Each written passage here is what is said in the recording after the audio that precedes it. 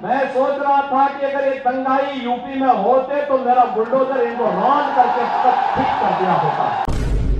राजस्थान में शनिवार को विधानसभा चुनाव के लिए मतदान होने हैं। इसी बीच उत्तर प्रदेश के मुख्यमंत्री योगी आदित्यनाथ बुधवार को राजस्थान विधानसभा चुनाव प्रचार के लिए जोधपुर पहुंचे, जहां पर उन्होंने कांग्रेस पर जमकर हमला बोला।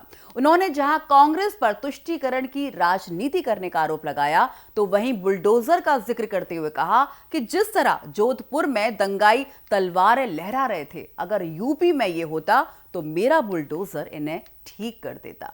दरअसल यूपी के मुख्यमंत्री योगी आदित्यनाथ ने जोधपुर, बीकानेर, नागौर और चुरू में कई चुनावी सभाओं को संबोधित करते हुए कहा कि 2 साल पहले जोधपुर में नंगी तलवारें लहराते और दंगाई गतिविधियों में शामिल लोगों का खतरनाक दृश्य लोगों के सामने आया था।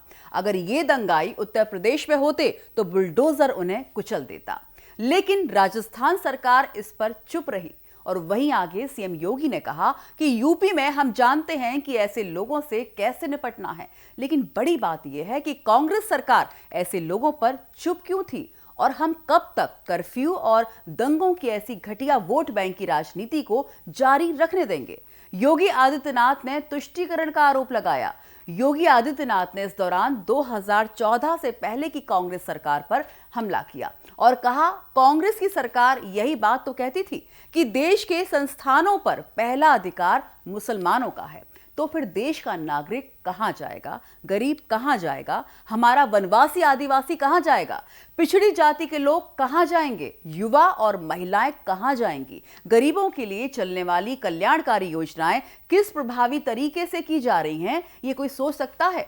सीएम ने उठाया पेपर लीक का मुद्दा। वहीं योगी ने अलवर और जोधपुर में संतों की हत्याओं पर सरकार की उदासीनता पर भी दुख जताया और मतदाताओं से वोट डालते समय इन मुद्दों पर विचार करने का आग्रह किया।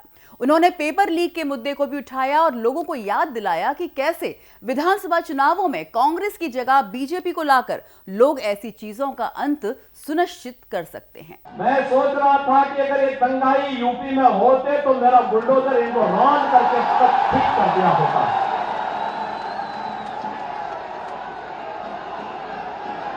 आप आश्चर्य करेंगे किस प्रकार का नंग तांडव था ये, यही जोधपुर के अंदर हम देख रहे थे और सरकार मौन थी।